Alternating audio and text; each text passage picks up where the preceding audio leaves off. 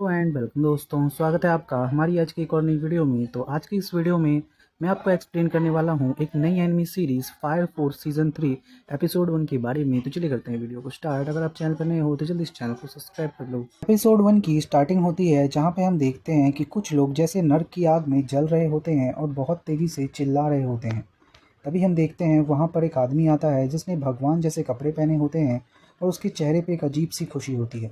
अचानक से scene shift होता है और हमें एक आदमी दिखाया जाता है अंधेरी सी जगह पे, जिसकी आंखों पे पट्टी होता है एंड उसके आसपास से चीखने की आवाज़ें आ रही होती हैं। अचानक से वहाँ पर एक लड़की आती है जिसकी आंखें ढकी होती हैं। वो उस आदमी से कहती है कि सुनो, हमें मीटिंग में जाना है ताकि हम जो साम्राज्य है उसको उसके ट्रू फॉर्म के बारे में बता सकें। एंड वो दोनों वहाँ से चले जाते हैं। अचानक से सीन शिफ्ट होता है, हमें हमारा मेन कैरेक्टर दिखाया जाता है जो कि एक लड़के से लड़ रहा होता है फ्रेंडली तौर पे। एंड देन हम देखते हैं कि उसके पास काफ़ी तगड़ी आग की पावर होती है और जो दूसरा लड़का होता है उसके पास एक लेज़र की तलवार होती है। एंड वो दोनों उससे लड़ रहे होते हैं और उनको लड़ता हुआ देख जो उनके बाकी साथी हैं उनका ध्यान भी उनकी तरफ ही जा रहा होता है। अचानक से हमें उनके साथी का इंट्रोडक्शन दिया जाने लगता है, जिसमें हमें सबसे पहले एक लाल बाल वाली लड़की का इंट्रोडक्शन दिया जाता है जिसका नाम होता है लीज़ा। उसके बाद हमें उनके ग्रुप का एक लेफ्टिनेंट बताया जाता है जिसका नाम होता है हिनावा। देन हम देखते हैं कि हमें उनकी स्टोरी बताई जाती है कि इनके फोर्स को कहा जाता है स्पेशल फायर फोर्स, जो कि कंपनी 8 है और इनका काम है स्पेशल ड्यूटीज़ पे काम करना। ड्यूटीज़ में जो सबसे पहला काम आता है वो ये है कि ये लोग उस ऑपरेशंस को इन्वेस्टिगेट करते हैं जो कि साम्राज्य से बाहर के होते हैं। और इनके इन्वेस्टिगेशन के मुताबिक इस पूरे साम्राज्य में लगभग 3 फोर्सेस बनाई गई हैं। वो है सेकेंड, फोर्थ और 8। और 8वीं फोर्स जो है वो ये खुद है और बाकी के 2 फोर्स को बनाए हुए लगभग 250 साल से भी ज़्यादा हो चुका है। देन हम देखते हैं हमें एक लड़की दिखाई जाती है जिसके पास लेज़र की पावर होती है और उसका नाम होता है तामाकी। वहीं दूसरी और एक लड़की जो कि उसका मुकाबला कर रही होती है उसका नाम होता है माकी। देन हम देखते हैं हमें बताया जाता है कि इस फोर्स का दूसरा काम ये है कि ये लोग उस ऑपरेशंस का भी इन्वेस्टिगेट करते हैं जिसमें हिजामा इंडस्ट्रीज़ का कोई भी हाथ हो। और इनके इन्वेस्टिगेशन के मुताबिक ये कंफर्म किया गया है कि हिजामा इंडस्ट्रीज़ का वाइट क्लेड के साथ कोई भी रिलेशन नहीं है। वहीं दूसरी ओर एक और केस है जिसका नाम है राका पोशोमिया, जो कि सबसे पहले नंबर पे आता है। इसने एक ऐसे आर्टिफिशियल चीज़ को बनाई थी जिसके वजह से नाताकू सन को कस्टडी में ले लिया गया था और तभी से अडोला बस्ट जो है वो शुरू हो चुका है और अभी भी हिजामा इंडस्ट्रीज़ के लोगों को कैद में लिया जा रहा है। देन हम देखते हैं कि हमें दिखाया जाता है कि जो फाइट होती है उन दोनों लड़कों के बीच में वो अभी भी चल रही होती है और दूसरी ओर वो लड़कियां भी आपस में फ़ाइट कर रही होती हैं। तभी हम देखते हैं हमें इस फोर्स की तीसरी काम के बारे में बताया जाता है, जिसमें हमें बताया जाता है कि कई बार इन फोर्सों को आपस में मिलकर भी काम करना पड़ता है। जैसे कि फोर्स 8 बताती है कि उसने एक बार फोर्स 2 के साथ मिलकर काम किया था। उनके मुताबिक उनको एक बार एक इन्वेस्टिगेशन करनी थी एक्सपेरिमेंटल फैसिलिटीज़ पे। और हुआ ये था कि जो फोर्स 2 थी यानी कि आर्मी, उसने इसके ऊपर पहले ही इन्वेस्टिगेशन की थी और उन्हें पता चला था कि जो वाइट क्लेड है उन्होंने ह्यूमन एक्सपेरिमेंटल फैसिलिटीज़ पे काफ़ी सारी रिसर्च की है और उन्होंने हमें एक रिक्वेस्ट भेजी थी ज्वाइन होने के लिए। और जैसे ही हम उनके साथ ज्वाइन हुए, फोर्स 2 और 8 ने मिलकर जो लेफ्टिनेंट ताकागी था उसको हरा दिया। और उसके बाद उन्होंने वाइट क्लेड के जितने भी प्लान थे इस पूरे साम्राज्य को ध्वस्त करने के, उसको भी रोक दिया था। एंड उसके बाद हुआ ये कि इससे जो हमारे रिश्ते थे वो काफ़ी ज़्यादा मजबूत हो गए। इतना सब कुछ बताने के बाद हम देखते हैं कि हमें फायर फोर्स का जो कैप्टन होता है वो दिखाया जाता है, इसका नाम होता है ओबी। हम देखते हैं कि ओबी अपनी चीफ से बताता है कि आसाकुसा और हिजिमा, वो दोनों ने हमसे प्रॉमिस किया है कि वो हमारे साथ कॉर्पोरेट करेंगे। तभी हम देखते हैं कि उनका जो चीफ होता है वो उससे कहता है कि तुम ये कहना चाहते हो कि हमारा साम्राज्य जो कि टूट रहा है अब वो एक साथ होने वाला है। तभी हम देखते हैं कि जो ओबी होता है वो कहता है कि बिल्कुल, अब हम एक ऐसे समय पे खड़े हैं जहाँ पर हमारे जो कनेक्शंस हैं वो काफ़ी ज़्यादा स्ट्रांग हो रहे हैं। तभी हम देखते हैं कि जो उनका चीफ होता है वो उससे कहता है कि अरे भाई, तो काफ़ी कमाल की बात है। देन उनका चीफ बताता है कि मैं सोच रहा हूँ कि क्यों ना हम फायर फोर्स को साम्राज्य के एकदम बीचों बीच स्थापित करें। इससे ये होगा कि हम मानव सभ्यता को समझने की और एक और कदम बढ़ाएंगे। तभी हम देखते हैं कि जो ओबी होता है वो कहता है कि बिल्कुल हम ऐसा कर सकते हैं और वैसे भी हमने इस 8 फोर्स को यानी कि फायर फोर्स को काफ़ी समय पहले ही स्थापित किया था और आज हम काफ़ी दूर आ चुके हैं। तभी हम देखते हैं कि चीफ कहता है कि ये सब तुम्हारे सपोर्ट की वजह से ही है। तभी हम देखते हैं कि जो ओबी होता है वो बोलता है कि वो तो बात तो ठीक है, बट मुझे लगता है कि अभी भी हमें काफ़ी लंबा रास्ता तय करना है। तभी हम देखते हैं वहाँ पर कुछ जनरल आर्मीज़ वाले लोग आ जाते हैं एंड वहाँ पर आकर ओबी को पकड़ लेते हैं एंड उससे कहते हैं कि तुम्हें हमारे साथ चलना होगा। तभी हम देखते हैं कि पीछे से चीफ बोलते हैं कि प्लीज़ रुको, बट तभी ऑबी कहता है कि प्लीज़ आप कुछ मत कहिए, मुझे लगता है कि ये कोई मिसअंडरस्टैंडिंग है, मैं तुरंत ही वहाँ से वापस आऊँगा, बस आप खबर कर दीजिएगा ओकावा को। एंड देन हम देखते हैं कि वो देखता है कि वहाँ पर क्लेड होते हैं, वाइट क्लेड, जिन्हें देखकर वो कहता है कि आखिर ये लोग यहाँ पे क्या कर रहे हैं। देन हमें अगला सीन दिखाया जाता है जहाँ पर जो हमारा मेन कैरेक्टर है वो कैसे उस केनाइट से लड़ रहा होता है एंड वो दोनों ही हार जाते हैं। बट हम देखते हैं कि वो अभी भी झगड़ रहे होते हैं। तभी हम देखते हैं कि वो लोग पूछते हैं उनके दोस्त कि तुम लोग क्यों झगड़ रहे हो। तभी हम देखते हैं कि वो केनाइट जो होता है वो हमारे मेन कैरेक्टर को कहता है कि तुम एक डेविल हो। बट तभी हम देखते हैं हमारा मेन कैरेक्टर उससे कहता है कि मैं डेविल नहीं हूँ, समझे ना। तभी हम देखते हैं कि जो आर्थर होता है वो कहता है कि मैं एक कैनाइट हूँ और मैं तुम्हें जब चाहूँ तब सील कर सकता हूँ, तुम एक डीमन हो। बट तभी हम देखते हैं कि जो श्रेन होता है वो कहता है कि मैं कोई डीविल नहीं हूँ बल्कि मैं एक हीरो हूँ।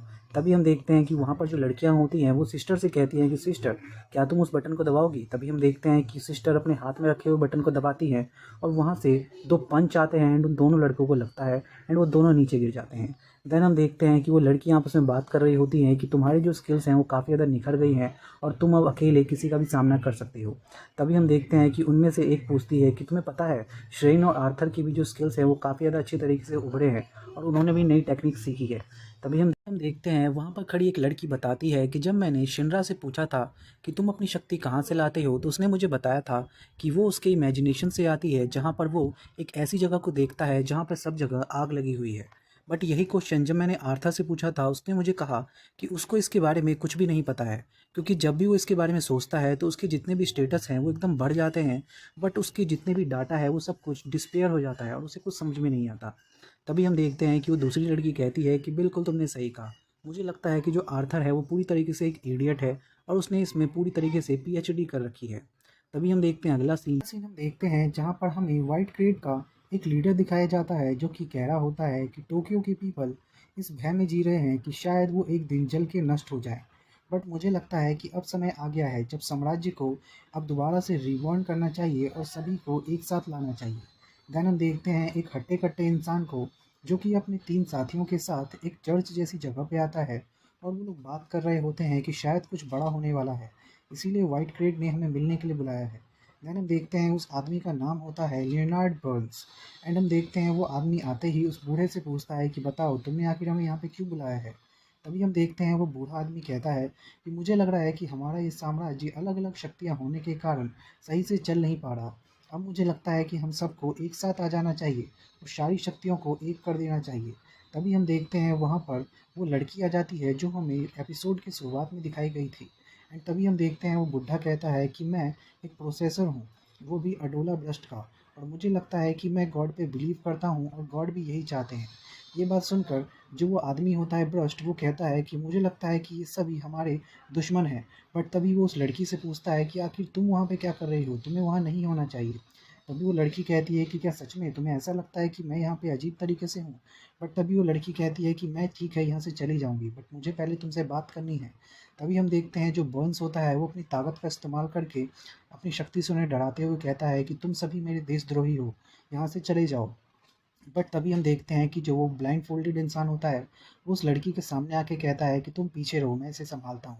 बट तभी वो लड़की कहती है कि नहीं, मैं यहाँ पे लड़ने नहीं आई हूँ बल्कि बातचीत करने आई हूँ। तभी हम देखते हैं कि उसकी ये बात सुनकर जो वो बर्न्स होता है वो कहता है कि ठीक है, अगर तुम यहाँ पे लड़ने नहीं आई तो बातचीत करने आई हो, तो बताओ कि तुम क्या चाहती हो। तभी हम देखते हैं कि वो लड़की सोचती है अपने दिमाग में कि मैं इस इंसान के थॉट्स को पढ़ सकती हूँ। एंड वो कहती है कि मैं जानती हूँ कि तुमने सब कुछ पहले ही रियलाइज़ कर लिया है, क्योंकि तुमने जब अपनी आँख खोई थी तो उसके बदले में तुमने वो सब सच्चाई देखी थी। हम देखते हैं वो लड़की जिसकी आंखों पे पट्टी होती है वो बर्न से कहती है कि बर्न, मैं जानती हूँ कि तुमने इस दुनिया की सच्चाई को देखा है और तुम उसे वेरीफाई भी कर सकते हो। हम दोनों सेम ही रास्ते पे चल रहे हैं, मुझे लगता है कि तुम्हें मेरे साथ होना चाहिए। तभी हम देखते हैं बर्न का एक साथी कहता है कि क्या तुम्हें सच में लगता है कि हम एक जैसे हैं। बिल्कुल भी नहीं। तभी हम देखते हैं कि वो जो लड़की होती है वो कहती है कि मुझे नहीं लगता कि ऐसा कुछ है, क्योंकि तुम्हें मैं बता दूँ कि रेखा हुसामिया जिसने इसी रास्ते पे चलने के लिए अपनी जान गंवाई। तभी हम देखते हैं कि बर्न का साथी कहता है कि क्या सच में उसने अपनी जान गंवाई, बल्कि तुमने उसे मार डाला और तुम कहती हो कि ये तुम्हारा कोई अच्छा सा एक सेक्रीफाइस है उस दुनिया का, लेकिन ऐसा कुछ नहीं है, बल्कि तुम एक मर्डरर हो। तभी हम देखते हैं कि जो लड़की होती है ब्लाइंड फोल्डेड वाली वो कहती है कि क्या सच में तुम्हें कुछ फील नहीं हो रहा जो मैं बोल रही हूँ बर्न। तभी हम देखते हैं वो पूछती है कि बर्न सच बताओ, क्या तुम्हें कुछ फील नहीं हो रहा। वैसे भी मैं जानती हूँ कि तुमने इस दुनिया की सच्चाई को देखा है, तो तुम्हें ये सब फ़ील होना चाहिए। तभी हम देखते हैं कि वहाँ पर जो बर्न का आदमी होता है वो कहता है कि आखिर तुम क्या कहना चाहती हो? आखिर तुम्हारा गोल क्या है? इस दुनिया को ख़त्म करना, बस यही? तभी हम देखते हैं कि जो वो ब्लाइंड फोल्डेड गर्ल होती है वो कहती है कि बिल्कुल भी नहीं, मेरा जो ये गोल है वो बहुत ही ज़्यादा ग्रेट है। तभी हम देखते हैं उस बूढ़े आदमी को जो कि कहता है कि हम सभी फॉलोवर्स हैं होली टेम्पल के, और मुझे लगता है कि भगवान भी वही चाहते हैं जो हम करना चाहते हैं। ये बात सुनकर बर्न का आदमी कहता है कि क्या सच में भगवान भी तुम्हारी जैसी चीज़ें चाहते हैं? तभी हम देखते हैं कि वो ब्लाइंडेड गर्ल बर्न से कहती है कि बर्न, मैं जानती हूँ कि तुमने अपनी आंखों के बदले वो सब कुछ देखा है कि क्या होने वाला है इस दुनिया के साथ फ्यूचर में। एंड वो कहती है कि क्या तुम अब भी कुछ नहीं करोगे? तभी बर्न उससे पूछता है कि क्या तुम मुझे बताओगी कि आखिर तुम्हारा ये ऑब्जेक्टिव क्या है ये सब करने का? तभी वो बताती है कि बस मैं चाहती हूँ कि मैं इस पानी से भरी दुनिया को वापस से सूर्य में बदल दूँ जैसा ये पहले था। तभी हम देखते हैं कि बर्न का आदमी कहता है कि तुम केवल इतना चाहती हो कि तुम इस पूरी दुनिया को वापस से जला दो, बट ऐसा कभी नहीं होगा। तभी हम देखते हैं कि जो वो लड़की होती है वो कहती है कि बर्न, क्या करोगे तुम? मुझे जल्दी से बताओ। क्या तुम अपने फेथ को साबित नहीं करोगे जो गॉड के प्रति है? क्या तुम उन चीज़ों को नहीं देख पा रहे हो जो तुमने देखा था? एंड तभी हम देखते हैं कि वो जो फेथ होता है उसको काफ़ी ज़्यादा धमकाती है, भगवान का वास्ता देती है। एंड हम देखते हैं कि जो बर्न होता है उसके सामने एक अजीब सी माया आने लगती है। एंड हम देखते हैं कि वो अपने सामने एक गॉड को देखता है एंड नीचे झुक जाता है। देन हमें अगला सीन दिखाया जाता है फायर फोर्स का, जहाँ पे उनका लेफ्टिनेंट उनको बता रहा होता है कि एक्चुअली जब हमारे कैप्टन गए थे रिपोर्ट देने के लिए चीफ के पास, तो वहाँ पे आर्मी के लोगों ने आकर उनको धर लिया और वो उन्हें अपने साथ ले गए। मुझे लगता है कि वो उनके कब्जे में आ चुके हैं, और साथ में मैंने ये भी सुना था कि उनके साथ वाइट क्रेड के लोग थे। तभी हम देखते हैं उनमें से एक कहती है कि इसका मतलब है कि वो वाइट क्रेड के द्वारा कैप्चर हो गए। तभी हम देखते हैं कि वो लोग पूछते हैं कि आखिर ऐसा क्यों हुआ, आखिर उन्होंने ऐसा क्यों किया। तभी हम देखते हैं कि उनका जो लेफ्टिनेंट होता है वो कहता है कि देखो, मुझे नहीं पता कि ऐसा कैसे हुआ। हो सकता है कि उन्होंने साम्राज्य का दिल जीतने के लिए कोई नई तरकीब निकाली हो जिसके बारे में हमें नहीं पता है। बट मुझे लगता है कि अब उनका कारण ये है ये सब करने का कि वो शिरेन को हमसे छीनना चाहते हैं। तभी हम देखते हैं कि जो केनाइट होता है यानी कि आर्थर, वो कहता है कि अगर ऐसी बात है तो तुम इसे दे दो और इसके बदले में कैप्टन को ले आओ। एंड हम देखते हैं कि जो शिरेन होता है वो भी कहता है कि हाँ बिल्कुल। बट तभी हम देखते हैं कि जो उनका लेफ्टिनेंट होता है वो मना कर देता है और कहता है कि हम ऐसा नहीं कर सकते क्योंकि कैप्टन ने ही ऐसा कर रखा है कि कोई भी अपने साथी को बेचेगा नहीं। तभी हम देखते हैं कि उनका जो साइंटिस्ट होता है वो बोलता है कि हमें जल्दी से यहाँ से निकलना चाहिए वरना आर्मी यहाँ पे भी पहुँच सकती है। तभी हम देखते हैं जो लेफ्टिनेंट होता है वो कहता है कि जिसे जाना है वो यहाँ से जा सकता है, बट मैं यहीं पे रहूँगा। मैं जा रहा हूँ कैप्टन को छुड़ाने के लिए, और मैं हो सकता है कि इसके लिए मुझे साम्राज्य के विरुद्ध जाना पड़े और मैं एक देशद्रोही बन जाऊँ। तो मुझे लगता है कि आगे तुम सभी को अकेले ही काम करना होगा और मैं अकेले उनको बचाने के लिए जाऊँगा, तो तुम अब यहाँ से जा सकते हो।